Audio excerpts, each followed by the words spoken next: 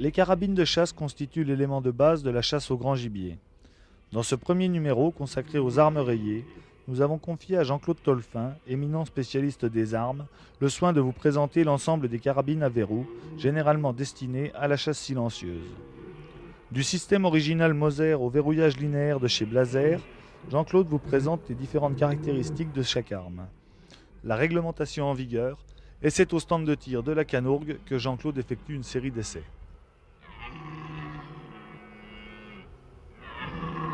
Retrouvons Jean-Claude en Lozère.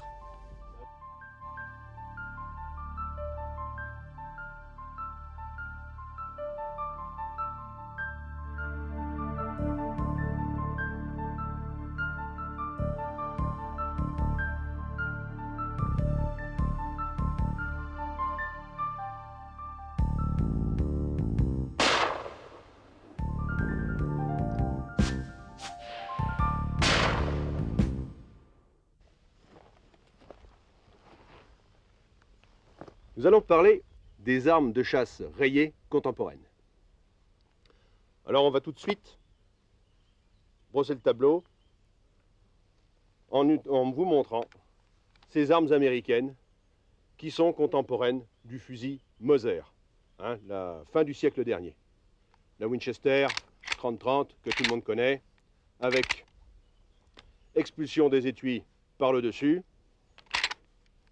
un chien qui permet de faire une sécurité, voilà, que l'on arme à volonté, et puis une détente qui est la bossette, mais enfin qui marche bien. Il y a d'autres variantes, qui est beaucoup plus récente, c'est le système Marlin, en calibre 444. Le système est pratiquement le même, avec levier de sous-garde, faut faire attention de ne pas se coincer les doigts. On entre les cartouches par ici. Les étuis sont évacués sur la droite, ce qui permet de placer une lunette beaucoup plus facilement. On a un système de sécurité qui est le chien, que l'on peut rabattre en ayant une cartouche dans la chambre. Comme pour la Winchester, c'est pareil. Donc, ce sont des armes très sécuritaires qui sont utilisées très souvent par les traqueurs ou pour la chasse en pâture. Bon, là, il y a un magasin tubulaire en dessous qui permet de rentrer 5 cartouches si j'ai bonne mémoire. Voilà, pour ces armes-là. Maintenant, nous allons aborder celles que nous connaissons le mieux, qui sont les armes à verrou, issues du système Moser 98K, que les soldats allemands avaient durant les 2 dernières guerres mondiales. Le Moser, évidemment, il est modifié, on lui a changé la crosse, c'est plus la crosse de guerre, il n'y a plus tous ces attirails. Par contre, on a gardé le boîtier de culasse et la culasse. Bon, le canon aussi a été mis dans un calibre civil. Voilà. Le Moser est une arme bien particulière et très sécuritaire. On va regarder certaines choses de suite. Pour vous montrer que c'est sécuritaire, on va le charger. Alors voilà. Toutes les cartouches doivent impérativement passer par le magasin. Et donc, on va mettre un certain nombre de cartouches dedans. Et on va pousser cette cartouche dans la chambre. Et vous allez remarquer très rapidement que lorsqu'on pousse la culasse, vous voyez la cartouche est mise en travers, elle ne se présente pas exactement dans l'axe de la chambre parce qu'elles sont en pile imbriquées. C'est ce qui permet d'en mettre plus. En pile droite, ça dépasserait en dessous. Voilà, et on va remarquer que, hop, la cartouche est immédiatement saisie en cours d'alimentation par la lame extracteur de la culasse. On la voit parfaitement. Vous voyez, si je retire comme ça, la cartouche est tenue par la lame extracteur. Donc, on va verrouiller, on ne va pas tirer, mais on va vous montrer que la sécurité est très importante, parce que cette sécurité à drapeau, ça c'est un truc qui est fiable à 100%, parce que ça bloque le percuteur. Il y a un système de tenons qui rentre dans une mortaise. Et voilà, et là vous voyez, je vais appuyer sur la détente, que ce soit sur la double détente, sur le stécher et sur l'autre. Vous voyez, le stécher part, mais le coup ne part pas. Par contre, je peux décharger mon arme lorsque le drapeau est en l'air. Voilà, on le voit, je peux évacuer la douille. Bon, on va la refermer. Et pour vous montrer que maintenant, cette sécurité à drapeau, c'est encore autre chose, c'est qu'elle bloque complètement l'ouverture de la culasse. Donc, votre arme ne peut pas se décharger.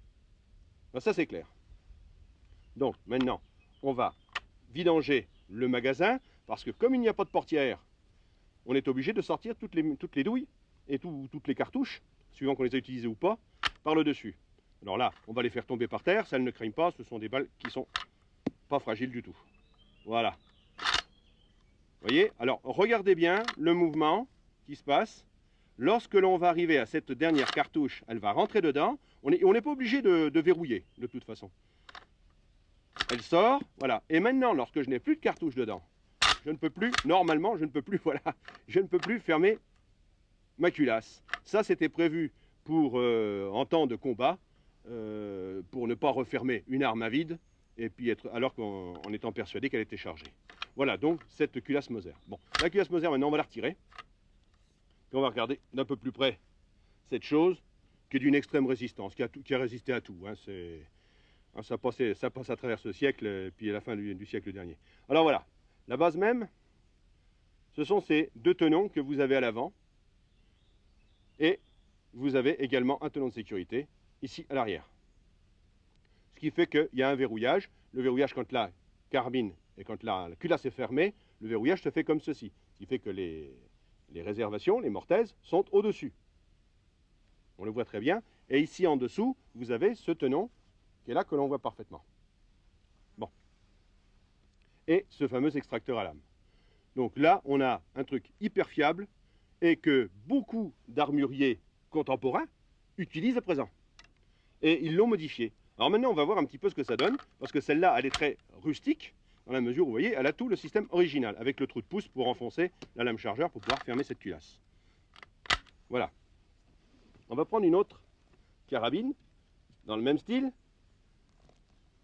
qui, celle-là, est équipée pour la battue, et dans un calibre, c'est un 9.362 si j'ai bonne mémoire, et c'est une carabine de fabrication Moser, et non pas Moser, hein, la maison Édouard Moser à Haguenau.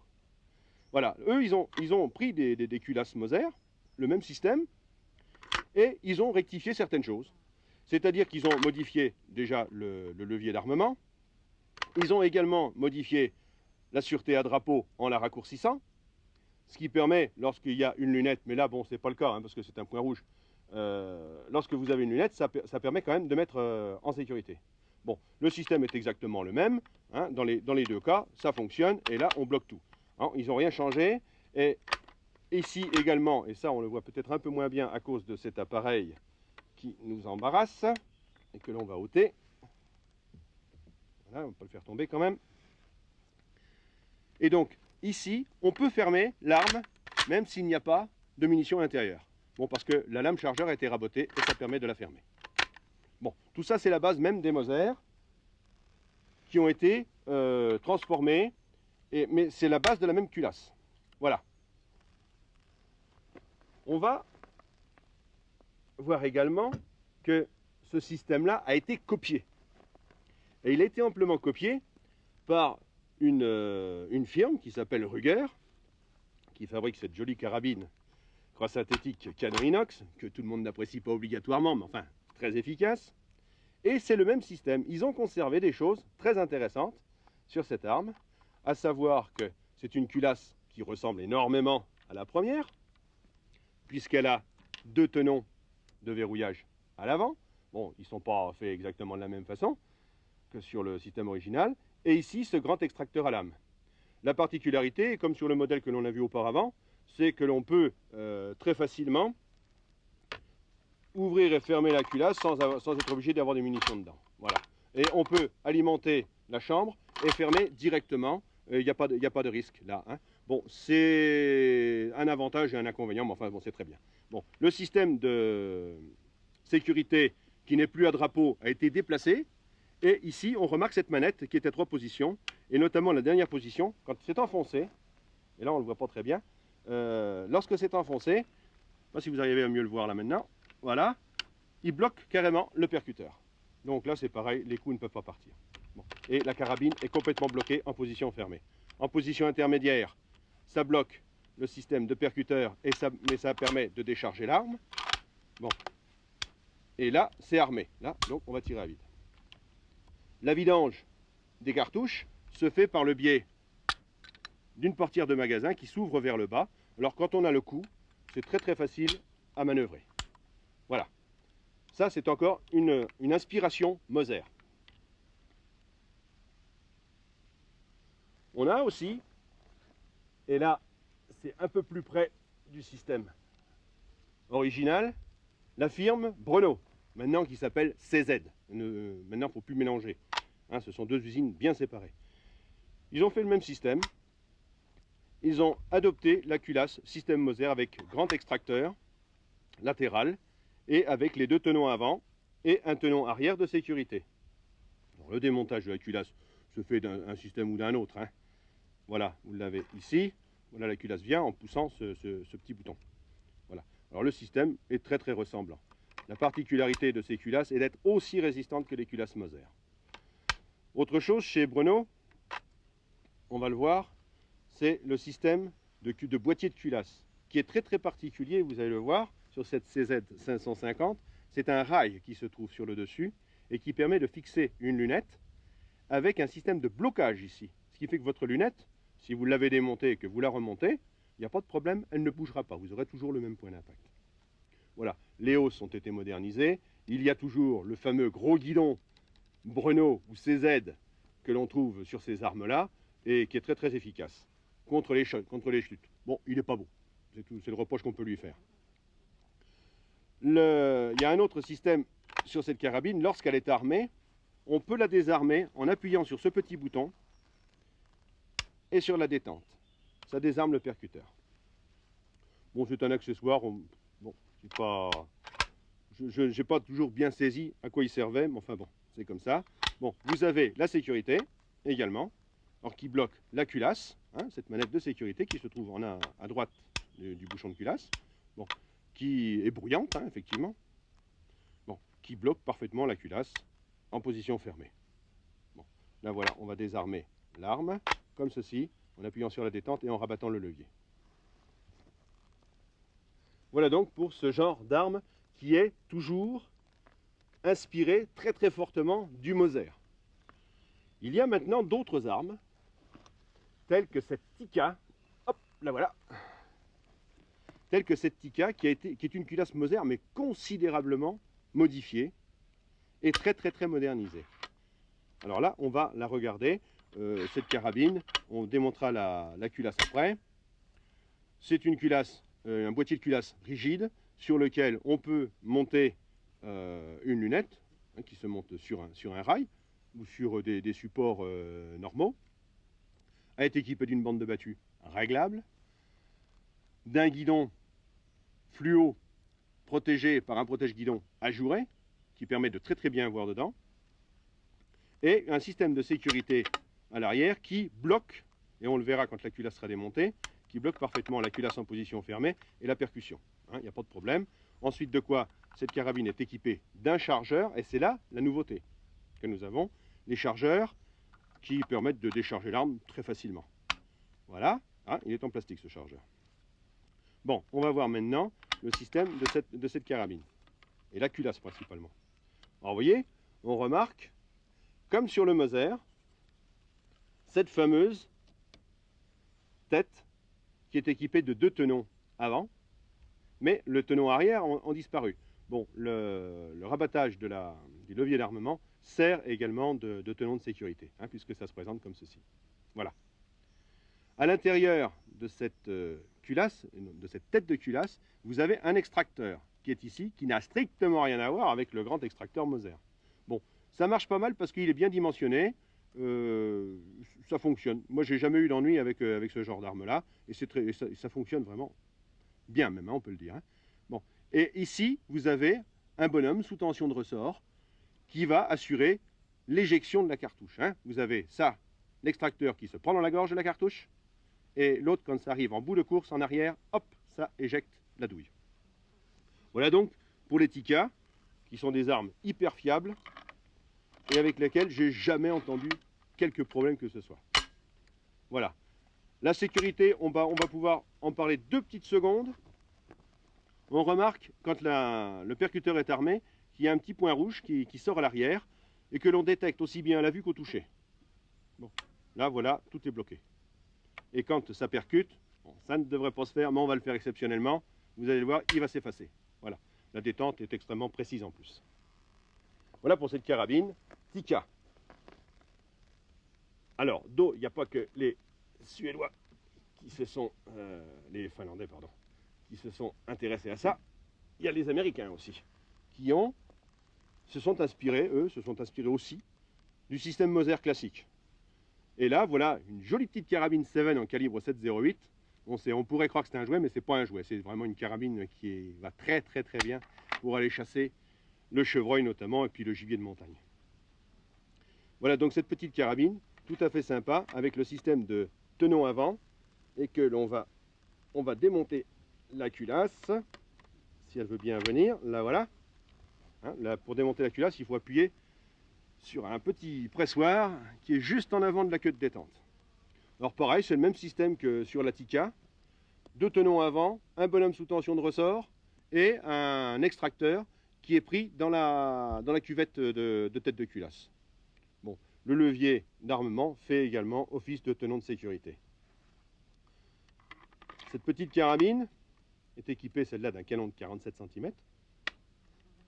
Voilà. Et là, elle est en sécurité. Voilà pourquoi ça ne fonctionnait pas. Donc, elle a également un magasin qui permet de vidanger les cartouches. Un bouton de sécurité, mais qui n'agit que sur la détente, hein, mais pas sur l'ouverture de l'arme. Ce qui fait qu'on peut être en sécurité et vidanger son arme parfaitement.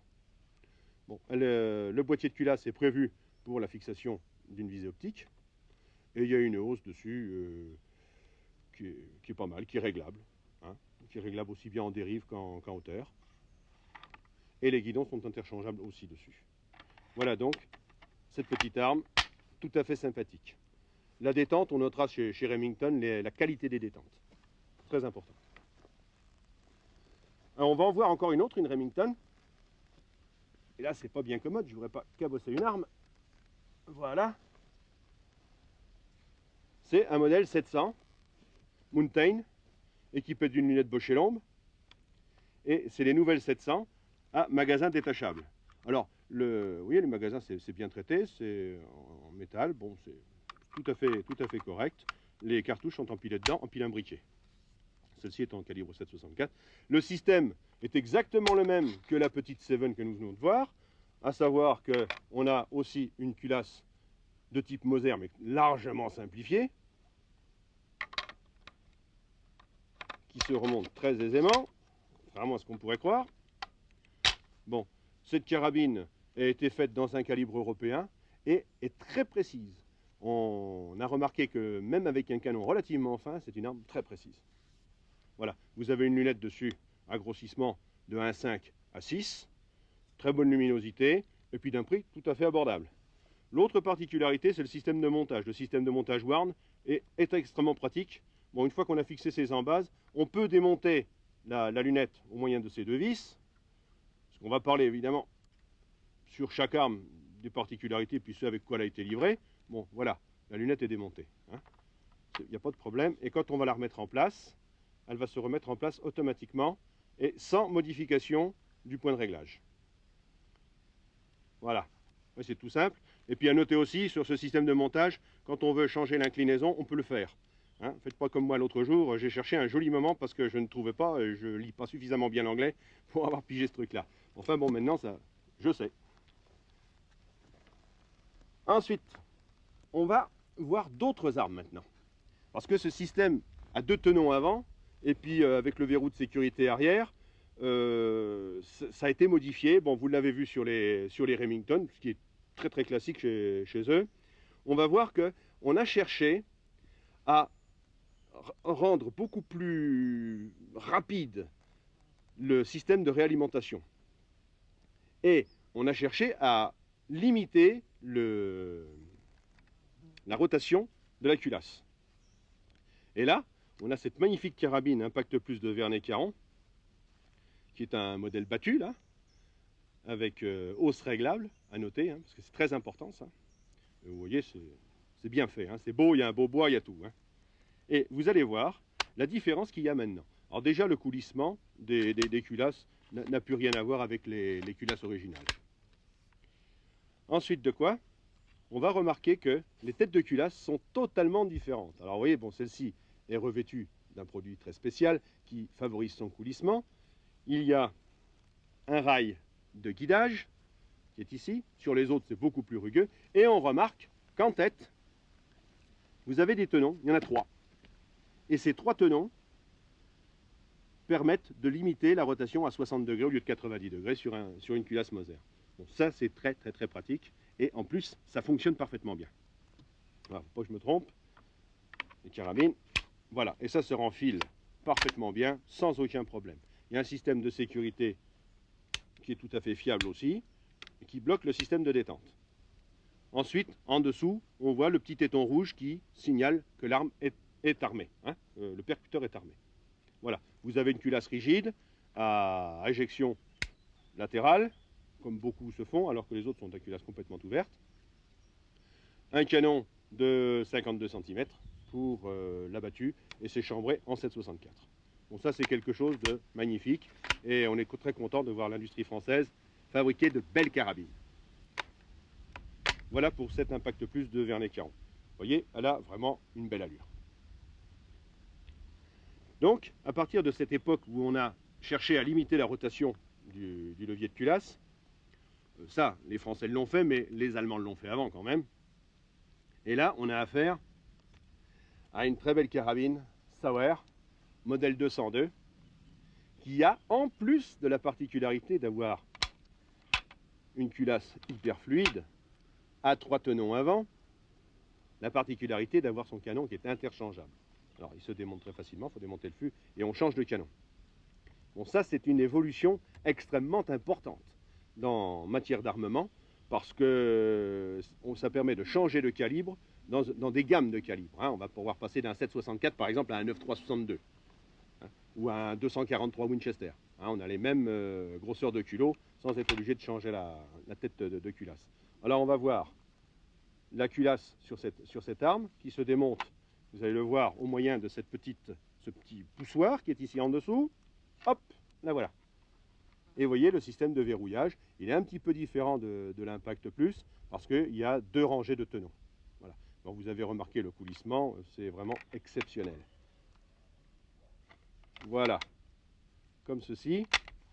La particularité aussi de cette arme est d'avoir une sûreté, une sécurité qui est très spéciale et vous allez le voir de suite.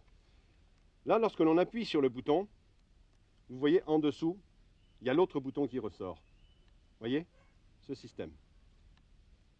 Très important parce que lorsque l'on est en sécurité, prêt à tirer, on remonte immédiatement avec le doigt et on se trouve avec l'arme prête au tir.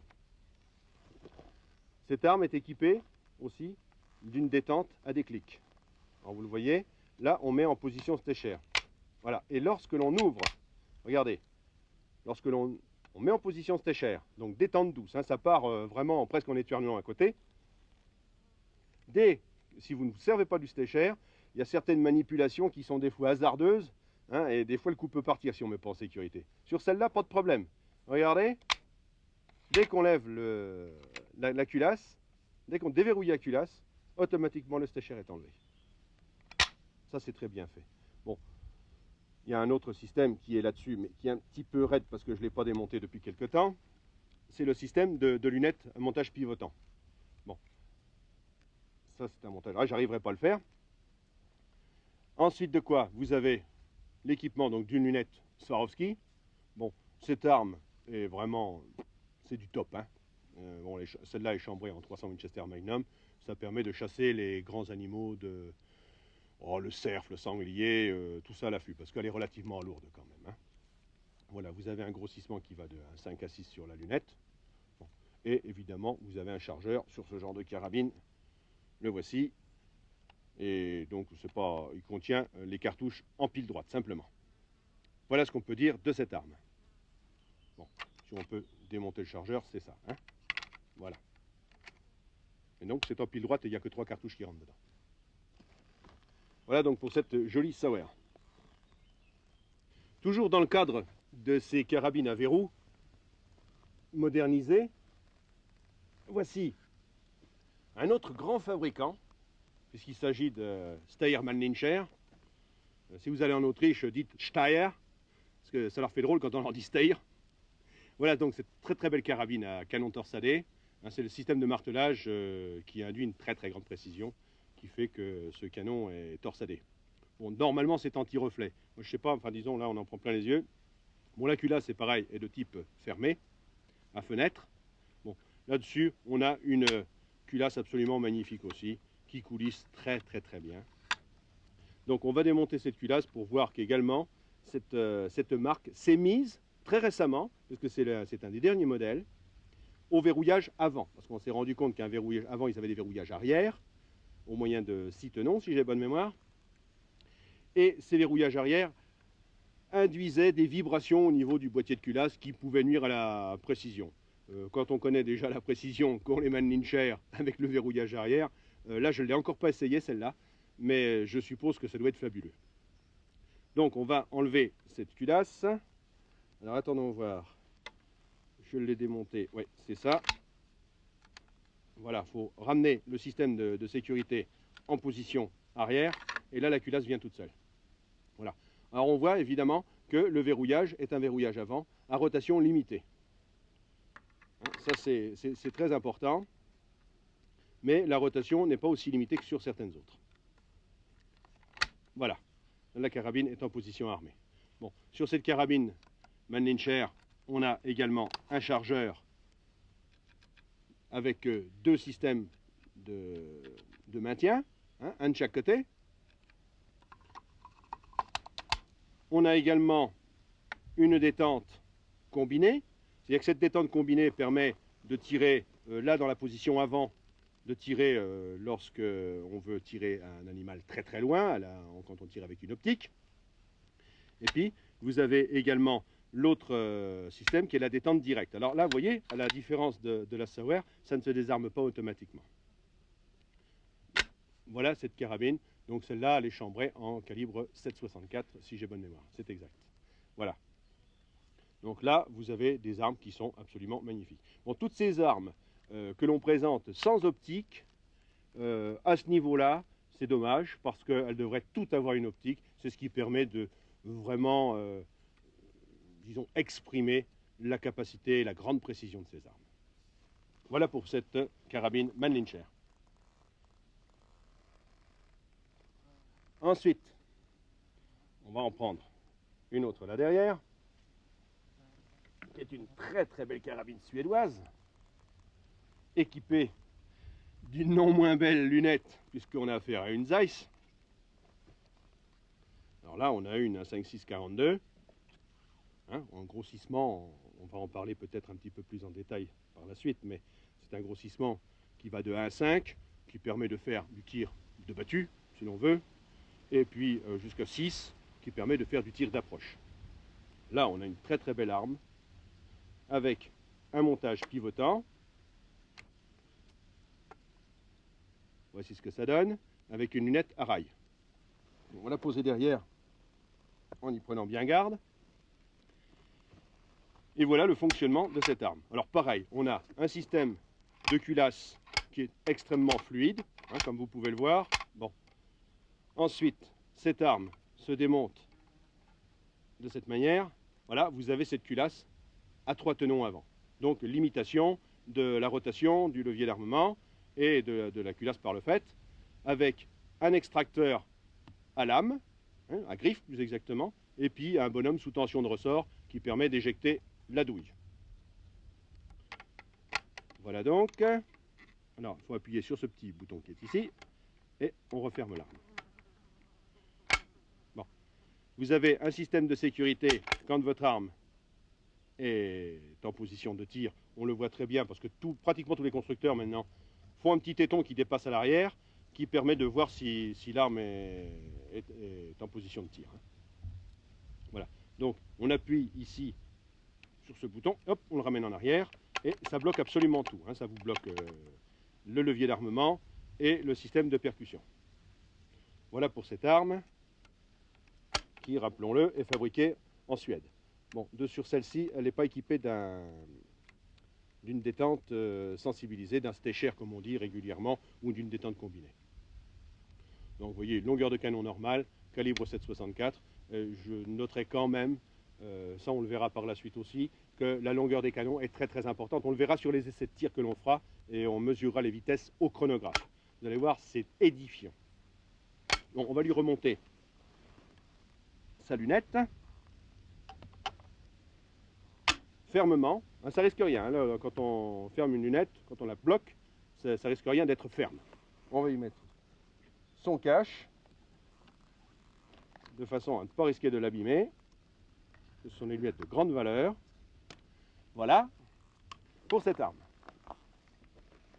Alors, c'est pas très commode pour remettre ça là-bas derrière. Voilà.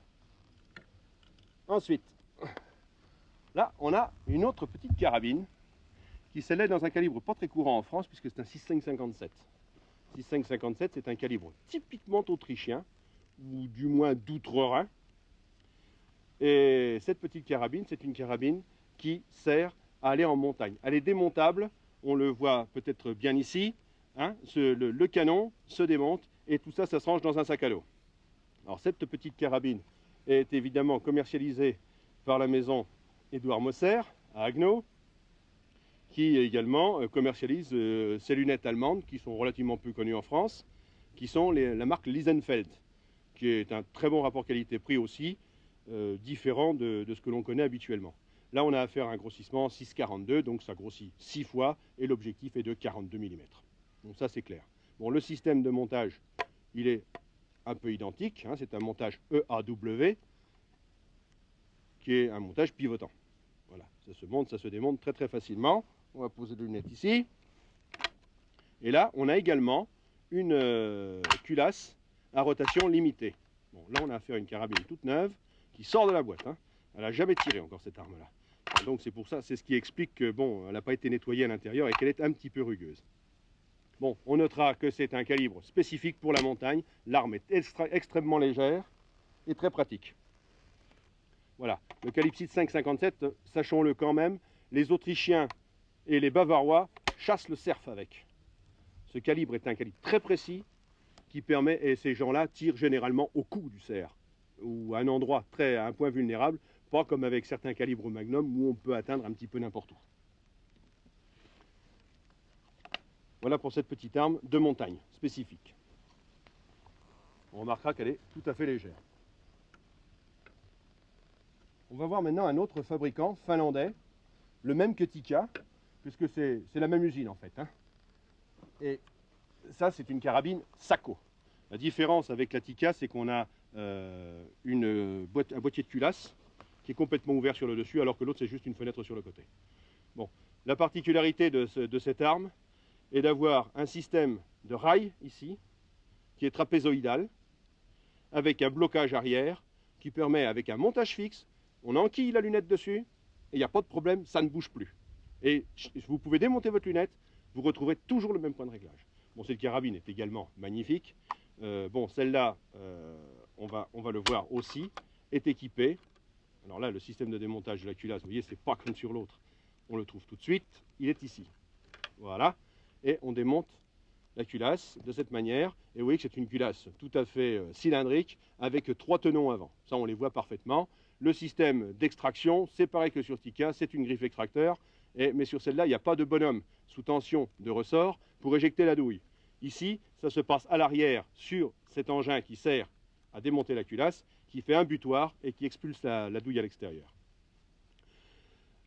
Autre chose, la sécurité sur les carabines, aussi bien Tikka que Sako. C'est exactement la même, c'est les mêmes canonneries, hein, je le rappelle. On va le voir tout de suite. Et là, on va le mettre bien en évidence. Ici, on va voir qu'il y a un petit téton qui va faire saillie. Et quand on a mis l'arme en position de sécurité, ça bloque absolument le percuteur depuis l'intérieur et ça bloque le système de détente également. C'est hyper fiable. Hein, là, il n'y a pas de problème. Je les ai essayé plusieurs fois, ces armes. Ça fonctionne vraiment parfaitement bien. Bon, la précision, c'est pas la peine de s'étendre là-dessus. Tout ce qui vient de Finlande, c'est très précis. Alors, on va y remonter sa culasse, ce qui n'est pas toujours évident quand on le fait devant une caméra. Voilà. Et là, normalement, il y a un chargeur. Ce chargeur a été volé lors d'une des dernières expositions à laquelle était présentée cette arme. Bon, malheureusement, on s'en est aperçu au dernier moment. Enfin bon, le chargeur, c'est un chargeur en pile droite. Pas de problème, les cartouches sont donc présentées dans l'axe de la chambre. Voilà, cette arme est chambrée en 9.362, qui est un calibre réputé de battu. Et on verra après, avec différents essais, avec les longueurs de canon, les performances de ce calibre, et vous verrez, c'est très étonnant. Bon, je crois qu'on va maintenant passer à autre chose, que sont les carabines à verrouillage linéaire. Alors, on a une qui est derrière, mais je vais passer par la première qui est sortie. Il s'agit de la R93 de chez Blaser. Alors là, c'est la révolution la plus totale depuis toutes ces armes que l'on a vues jusqu'à présent. Dans la mesure où ces armes étaient toutes avec une culasse qui est rotative. Le mouvement est plus ou moins important, il varie entre 90 et 60 degrés, alors que là, c'est totalement différent. Là, vous allez le voir, c'est étonnant pour ceux qui ne l'ont jamais vu, ça. Cette carabine se déverrouille comme ceci. Et la culasse ne tourne pas. Il n'y a aucun pivotement de la culasse. Alors ça, c'est vraiment révolutionnaire. Et ce sont les carabines des années 90. Hein. On a tous nos années fétiches, là. Mais là, chez eux, c'est vraiment quelque chose de très costaud. Hein. Bon, cette carabine est composée d'un canon, d'un fût, de sa crosse et de ce boîtier. Ça paraît très étonnant. Quand vous arrivez, cette arme, la première fois que je l'ai vue, qu'on m'en a confié une pour faire des essais, c'était très amusant parce que je me suis dit, mais bon sang, ils m'ont pas tout mis dedans. Et en fait, si, il y avait tout. Il y avait tout, et c'était vraiment très étonnant. Donc j'avais ça qui était séparé, voilà, la fameuse culasse de chez Blaser, de la R93. C'est l'œuvre de Christophe Colomb, en fait. Hein. Fallait y penser. Alors je vais poser l'arme qui est hyper légère en plus. Ah, voilà. On a perdu le chargeur insert, mais c'est pas grave, on va le ramasser, il est en plastique. Voilà, donc vous avez le coulissement par le biais de ces rails, et vous avez cette corolle que l'on voit ici en acier spécial.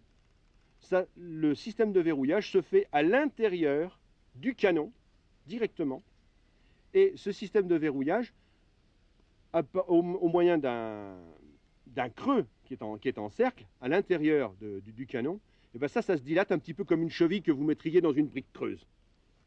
Et là, on ne peut pas le faire parce qu'il faut que l'arme soit montée pour le faire. Et donc ça expanse et ça bloque complètement. Et c'est vraiment un système fantastique. Bon, le système d'extracteur, toujours le même, avec une petite griffe et puis un bonhomme sous tension de ressort. Bon, mais alors là, c'est vraiment top. On va maintenant monter cette culasse sur l'arme. Alors vous allez voir, là, c'est vraiment le plus simple, parce que vous avez vu, des fois, c'est pas toujours évident de monter une culasse quand on ne connaît pas parfaitement l'arme. Voilà, maintenant, on va fermer cette arme et on va verrouiller. Et là, l'arme est en position de tir. Vous voyez, ce mouvement aussi simple que ça, on a l'arme en position de tir. Et on va actionner la détente, voilà, qui est très sensible, bon, qui permet de faire du tir à très longue portée, sans être obligé d'avoir une détente combinée. Autre particularité, on va armer la carabine. Vous voyez ce gros point rouge qui est ici à l'arrière, et ce poussoir. Eh bien, quand vous voulez transporter votre arme avec une cartouche chambrée et votre magasin qui est plein, sans risquer de voir le coup partir de façon intempestive, on va faire ceci. Voilà. Et là, vous ne pouvez plus manœuvrer quoi que ce soit et il n'y a plus rien qui part. Donc voilà, là vous avez affaire à une carabine qui a été vraiment un précurseur dans les carabines à verrouillage linéaire. On remarquera également sur le dessus du canon 4 petites encoches. Elles sont tout à fait spécifiques au montage Blaser. Hein, on se demande comment on peut tenir un montage, mais c'est absolument solide, ça pose pas de problème. Et vous le verrez sur une autre arme que nous vous présenterons au moment du tir, qui est équipée de la fameuse lunette LRS de Swarovski, un télémètre laser qui mesure au mètre près jusqu'à 1000 mètres. Vous allez voir, c'est quelque chose. Bon, cette carabine a aussi l'autre particularité, c'est que on peut changer les canons. Alors les canons, le canon se démonte, simplement vous avez 2 vis à laine là-dedans, avec une petite clé, vous enlevez votre canon et vous remettez un autre canon. Alors il faut respecter quand même des gammes de calibres. Hein, vous avez les calibres médiums, par exemple. Celle-ci est chambrée en 8,68S. Bon, bien, si on veut un calibre de montagne plus léger, on va pouvoir prendre un 6,568. Bon, on a les mêmes douilles, la même tête de culasse et tout. Bon. Dans les calibres Magnum, vous pouvez passer du 7 mm Remington Magnum, par exemple, au 375 de Land Magnum. Ça, c'est quelque chose de fantastique. Hein. Donc, et quand vous avez une lunette montée sur un canon et sur un autre canon, le fait d'intervertir, ça ne modifie absolument pas le point de réglage. Voilà ce qu'on peut dire sur cette carabine qui est tout à fait révolutionnaire. Alors là, voilà, pour la stocker, eh ben, on a des armes, simplement en ramenant ce truc-là en bas, hein, ce poussoir en bas. Donc ça, c'était l'arme précurseur. J'insiste tout particulièrement sur cette carabine qui est absolument fantastique. Ben, évidemment, les concurrents, bah, ils se sont dit, il faut quand même faire quelque chose. Et ils n'en sont pas restés là. Et là, on va voir que je la trouve de suite, une concurrente. Alors on va prendre, celle-là on la passera en dernier, c'est la dernière sortie. On va prendre Moser. Alors Moser, tout le monde connaît, hein, on est passé sur le K98. Bon, ils ont pas voulu être en reste par rapport à la firme Blaser. Et ils ont créé cette carabine à verrouillage linéaire aussi, donc sans rotation de la culasse. La guêpe, s'il vous plaît. Voilà, le même système, bon, avec, il n'y a pas de chargeur dedans.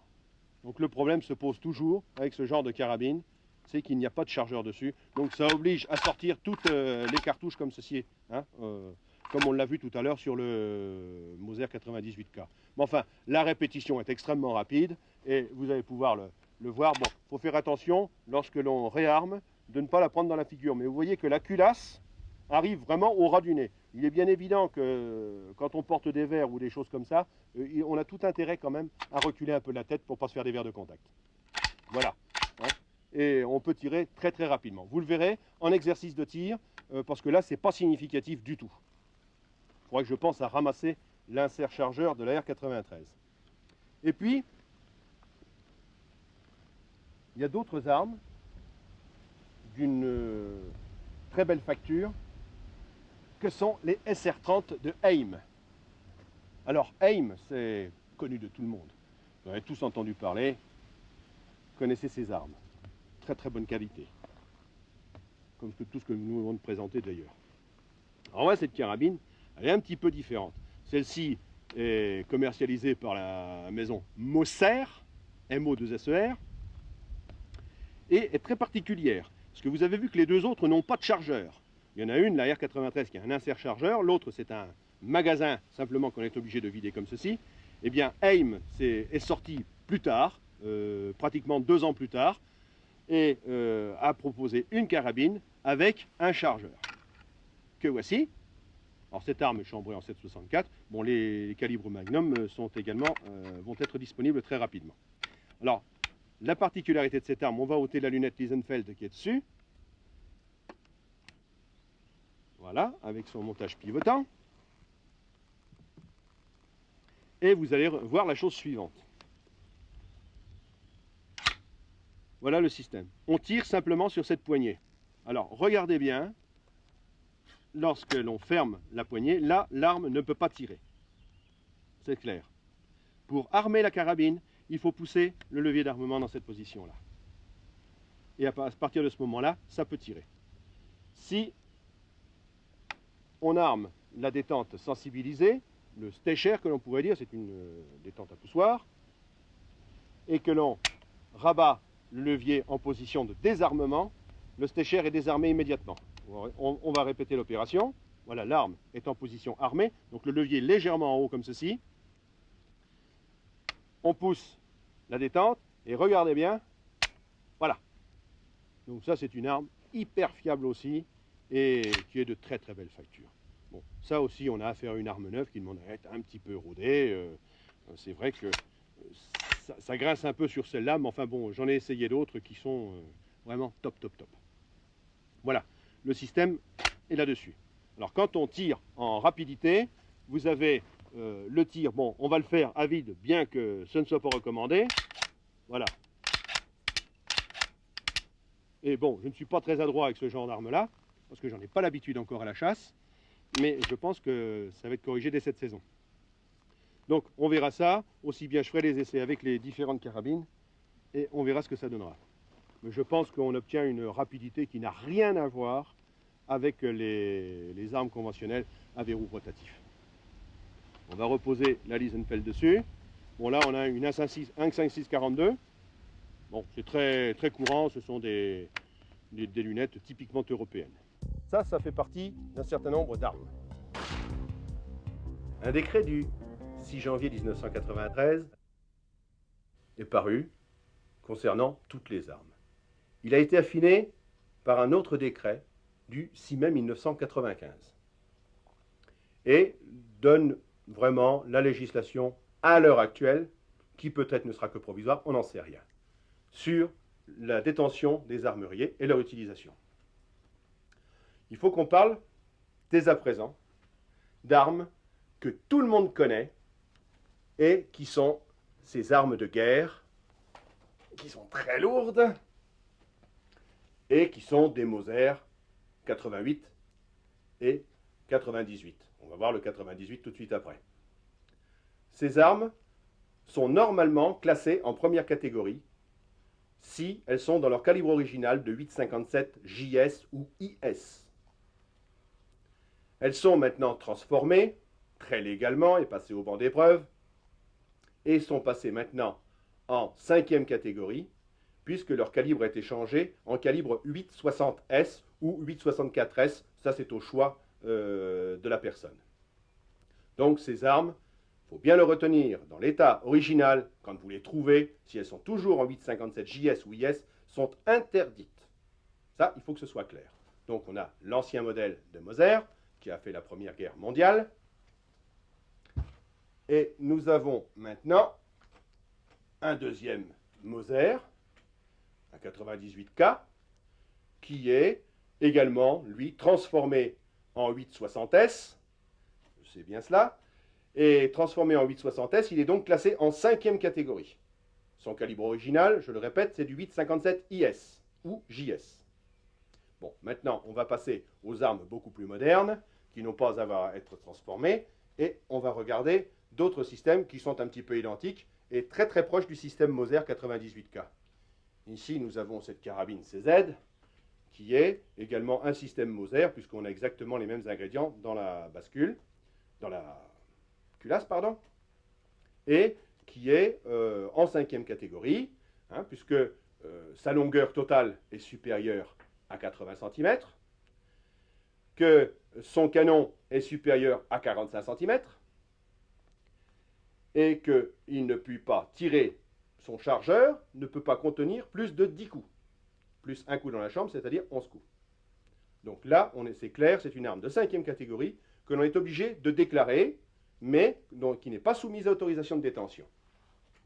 Alors, toutes les armes qui sont ici maintenant, telles que cette carabine Ruger qui est très futuriste, avec un système Mauser également dans la fermeture de culasse, c'est pareil, c'est une 5e catégorie qui nécessite simplement une déclaration auprès des autorités locales, gendarmerie ou préfecture, comme vous voulez.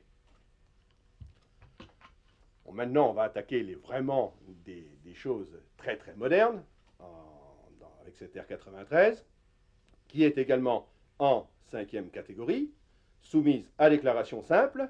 Bon, vous voyez que son canon fait la longueur normale, qu'elle fait plus de 80 cm, et même si elle est à verrouillage linéaire, ça ne change rien.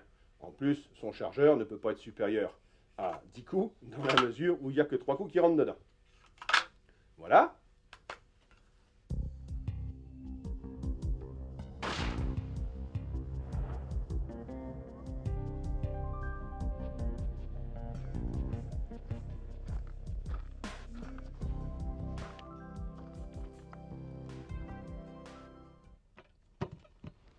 Voilà.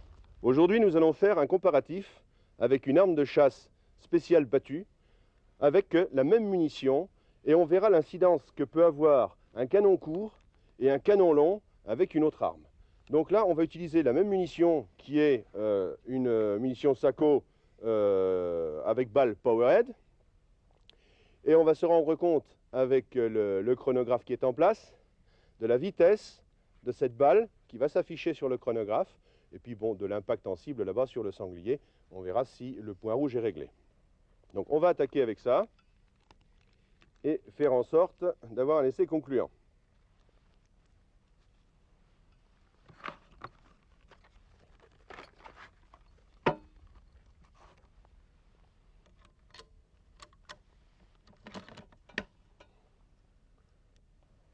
On met en position le point rouge.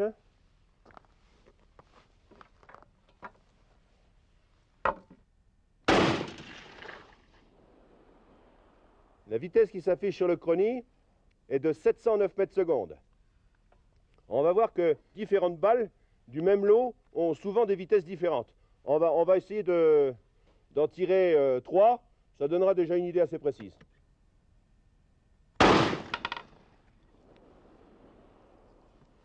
Là, ça affiche 696 mètres. Vous voyez qu'on a déjà une sacrée différence. On va envoyer la troisième balle. On va voir les différences, tout simplement, avec donc cette munition, Sako, calibre 9,362, avec balle de 250 grains ou 16 grammes 2. Et ensuite, on fera les moyennes.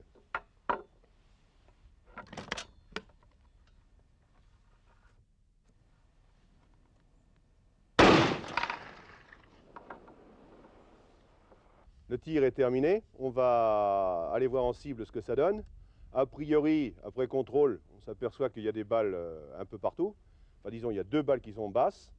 Ça prouverait que le point rouge n'est pas réglé pour la munition que nous utilisons. Hein, je ne sais pas avec quoi il a été réglé. Hein, très probablement avec une Norma PPC qui tire un petit peu plus haut et qui fait que 15 grammes et qui est un peu plus véloce. Bon, pour le comparatif, on va voir maintenant avec une carabine Sako, avec un canon long, un modèle affût. Donc, on va boucher les impacts en cible, et puis on fait de suite avec la Sako.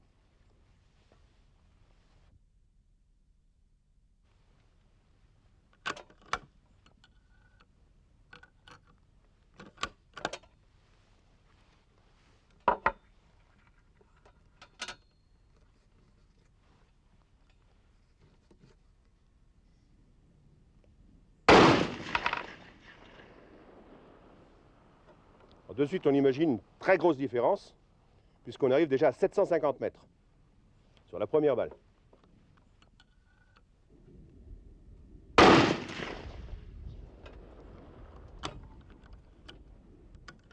Celle-ci est à 718 mètres. On comprend donc aisément qu'on puisse avoir des écarts en cible.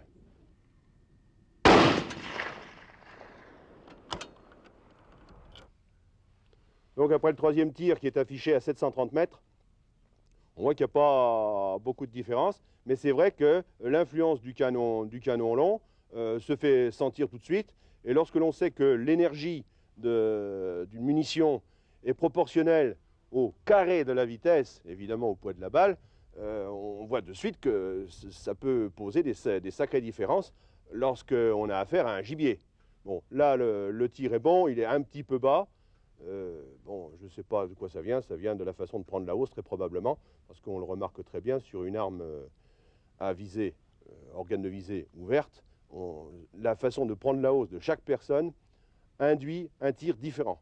Et pourtant, on a toujours l'impression d'être bien dedans. Enfin là, il y a 2 balles qui se touchent, et l'écart le plus important est de 5 cm. À présent, on va faire un autre essai sur la vélocité des munitions et sur la capacité d'une munition à provoquer un choc hydrodynamique. Alors vous avez tous entendu parler de ce choc hydrodynamique qui foudroie le gibier. Là, on a pris des cubitennaires que nous avons remplis d'eau, mais pas complètement, et qui représenteraient, si l'on veut, des parties incompressibles d'un animal, puisqu'on sait que les tissus animaux et humains, d'ailleurs, sont composés de 96% d'eau, si j'ai bonne mémoire. Enfin, toujours est-il qu'on a affaire à des tissus incompressibles et le choc hydrodynamique, c'est ce qui provoque une explosion des tissus lorsque le projectile traverse l'animal. Et c'est souvent le cas, on trouve l'animal foudroyé sur place. Alors, on va voir sur les bidons d'eau ce que ça donne. Déjà avec un premier calibre, avec un 9,362, qui est relativement lent, hein, puisqu'on a des balles qui tournent aux environs de 700 et quelques mètres secondes. On va ensuite le faire avec un 7,64. Les balles sont plus rapides, elles tournent aux environs de 850 mètres. Et avec du 300 Winchester Magnum, qui est encore plus rapide, puisqu'on peut compter aux environs de 900 mètres. Donc on va voir les écarts. Ça peut être très significatif. Normalement, c'est très significatif. Théoriquement, avec le 9,362, on doit voir une explosion du bidon, parce que là, on est à 50 mètres. Hein. Faut pas l'oublier, lorsque le choc va se produire aux environs de 700 mètres secondes. Avec le 9,362, va être un petit peu en dessous. Par contre, avec les deux autres calibres, la différence ne sera pas très très importante. Alors on va essayer.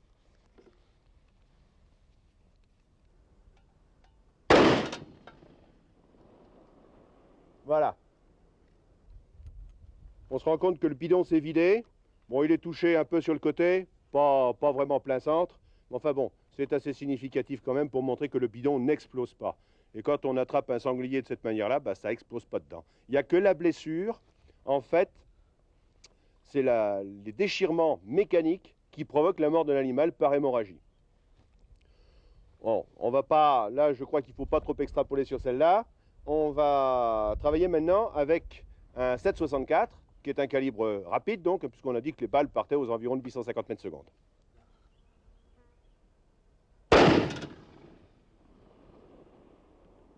Alors là, vous avez pu vous rendre compte que le bidon a explosé. Bon, je rappelle qu'il n'est pas plein quand même. Hein. Et là, vraiment, on a une panse à moitié pleine d'un animal. Bon, là, on a effectué le tir avec une carabine Carl Gustave, équipée d'une lunette Zeiss 1,56-42. Bon, la lunette n'y est pour rien là-dedans. Ça fonctionne très très bien, hein, parce que tout est parfaitement réglé sur cette arme. Hein. Donc là, c'est la munition là, dont on a pu voir l'effet que ça donne. Mais vous avez remarqué, ça ne vole pas vraiment en éclats de partout. Hein, on le voit très très bien à l'écran. Hein, ça fait des gros morceaux qui fichent le corps, mais bon, c'est pas très significatif. Disons, c'est pas très très important. C'est vrai qu'on a utilisé une balle de 11 grammes 2 qui est pas très très rapide non plus, mais qui est très utilisée en battu parce que c'est vrai qu'elle a une action en profondeur sur le gibier. Bon, maintenant, on va voir avec le 300 Winchester Magnum, toujours avec le même genre la même marque de munitions. Et cette fois-ci, on va utiliser une Sauer 202 équipée d'une lunette Swarovski.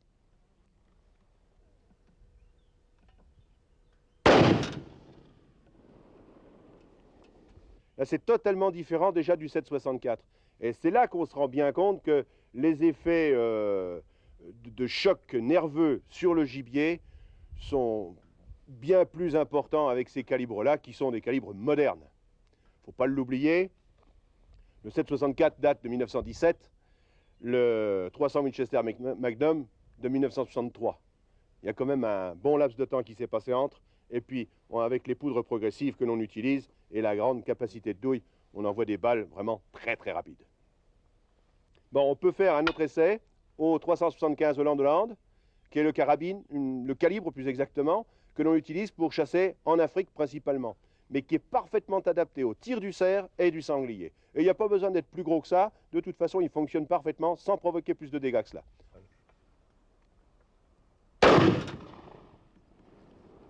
Vous avez vu l'impact sur le cubi.